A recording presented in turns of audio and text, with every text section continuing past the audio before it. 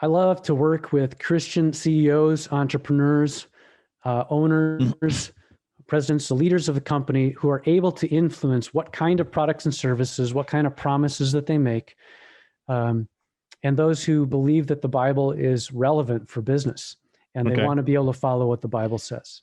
So in the time we've got left, I want you to break down the, what makes a difference as far as the uniqueness. You have 6-step framework. So can you break that down for our audience real quick?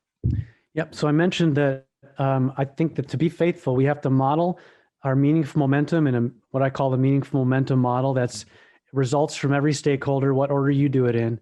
And it's answering the question that I mentioned earlier of why you do what, for whom, how you do it, when you do it, and for how much. And so I have a 6-step framework for doing that. One, I help customers discover their purpose and then test those results with every team member so they all can nod their head and say, yes, I understand exactly what that means. Okay. And for every stakeholder. Number 2, we design a scalable model where we eliminate the constraints. So we say, how much profit can you generate with this? We've got a minimum amount of profit so that we can be generous, ready to share. We can invest in growth. We can pay our taxes and pay people enough. And then we've got, how much is too much. So we're understanding where the boundary conditions are of the organization and then where the constraints are. Like you talk about sales. A lot of times sales is a constraint. Get more sales and you'll get more done. Right. So that scalable model. Number 3, we develop the capability. We assess people, processes, and resources needed to deliver results, how to be faithful. And then all those are tested, of course.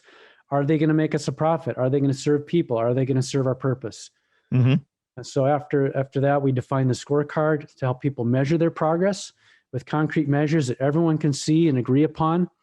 Again, that's the key. A lot of times, progress isn't measured on something everyone agrees upon or can see in the same way, and it has to be measured against that stewardship for every stakeholder. Then number 5, we help them drive team rhythms.